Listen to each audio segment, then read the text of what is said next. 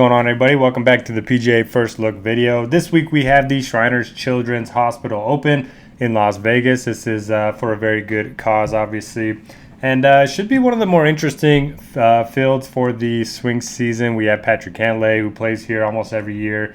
Ridiculous course history for him. You know, Max Homa coming off of a win at the Ford Net in the first event of the season, and then played great at the President's Cup. Sung Jae Im's been playing great, so he's also the defending champ at this event. So pretty strong field up top. And the course itself, it's a par 71 that measures just under 7,300 yards. Historically, total driving has been a lot more important than pure distance. This is not a course that you can overpower off the tee. So if looking at off the tee stats, I'm not really looking at driving accuracy per se, but total driving, strokes gained off the tee, approach play is going to be critical, especially this week. You're going to have to make a lot of birdies. And then, for whatever reason, around the greens kind of played a big role here over the years. I mean, we've seen Kevin Na win here. Patrick Handley, when he won, he was very good around the greens. So perhaps it's the fact that, you know, the 3 par 5s are gettable. So if you do miss greenside, you're going to want to get up and down for birdie. And then you just don't want to make bogeys. If you're making bogeys, you're going to find yourself behind the field. I think 3 of the last 4 winners have been at least 20 under par. Doesn't look like the weather's going to be very bad at all, so I would expect some very good scores this week. Typically one of the 10 easiest courses on the PGA Tour, and the greens themselves, they are bent grass if you do want to look at those splits. So for me, pretty big weight to, you know, total driving off the tee, strokes gained approach, and then mostly around the green and putting for the rest of the stats. Birdie or better making certainly going to be, you know, important this week, but that's the case with pretty much all of these swing season events. I'm going to be looking at recent form as well. Course history bumped it up a little bit this week because this has been pretty sticky in terms of year-over-year predictability for course history at this specific course, TPC Summerlin.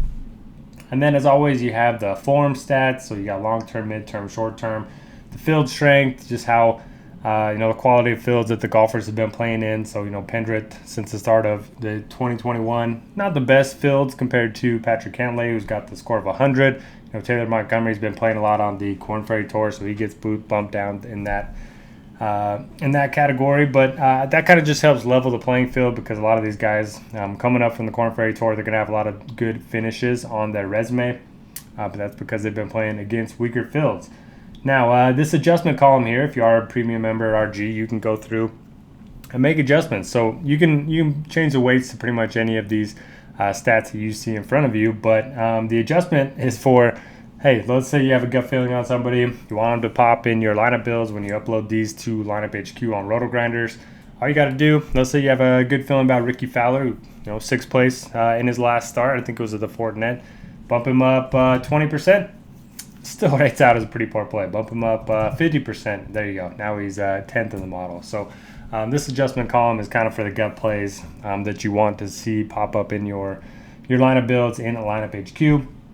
Then obviously you got the per dollar ratings. So this is early in the week. I haven't finalized my percentages just yet in terms of the weights, but here's who's popping at the moment. Keith Mitchell, which is interesting because he does not play well here, at least not in the past, but last year was his most consistent year on tour.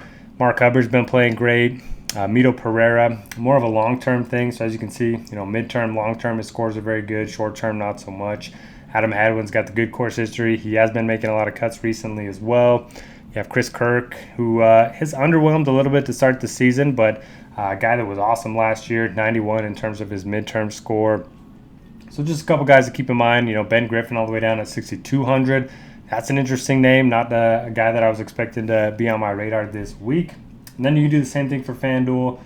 You can go through, do all your weights, and then obviously if you sign up for RG Premium, you get access to everything else that goes with it, the articles, the rankings, the Discord, all that fun stuff. So good luck to everyone this week. In terms of my favorite bet, I'm going back to Taylor Montgomery. You can get him at 40 to 1 right now on BetMGM. Love this play. So he's been a top 10 machine, including the 2 starts on the PGA Tour, the Ford Net. He took 3rd. Last week he came in at T9, and he's from Las Vegas, lives in Las Vegas, went to school at UNLV, great putter. I think it could be a big week for T-Mon, and that number is pretty juicy. So good luck, everybody, and we'll see you back here next week.